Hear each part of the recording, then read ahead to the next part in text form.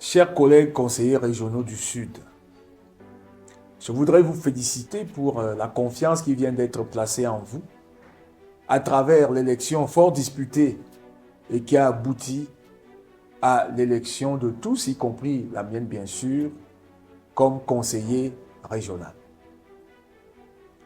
Je voudrais à ce stade de ce processus vous demander de me faire confiance à la tête du Conseil régional du Sud. Comme vous le savez, en 2020, j'avais proposé à la région du Sud un programme intitulé Considérations introductives au développement de la région du Sud.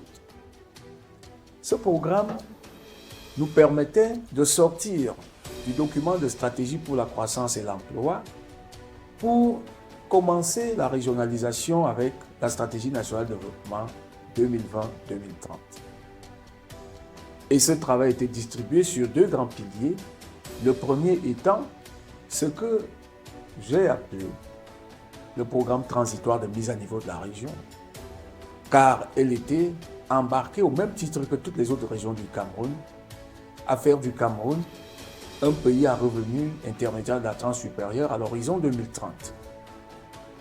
La deuxième partie, elle, nous permettait de procéder à une recension de l'ensemble des problématiques qui pouvaient nous permettre d'élaborer raisonnablement un plan régional de développement en 8 points. On revenait sur les problématiques relatives au développement économique, celles qui concernent le développement social, le développement sanitaire, éducatif, culturel et sportif. Et nous prenions également en compte la nécessité de mettre sur pied une stratégie solide de financement, mais aussi toutes les questions relatives à la gouvernance, à la coopération décentralisée et à la mobilisation de la diaspora. Ce travail a été à la base de l'organisation du dialogue régional de haut niveau qu'on a baptisé Sud Forum à Kribi et dont j'ai conduit les travaux scientifiques. 5 ans après, à l'évaluation, nous nous rendons compte qu'il reste beaucoup à faire.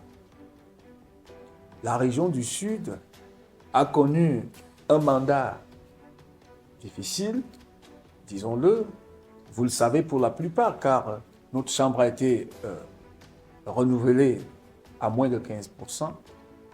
Et on pense qu'il faut donner un souffle nouveau, un tonus différent à notre institution pour qu'elle soit à la hauteur des enjeux.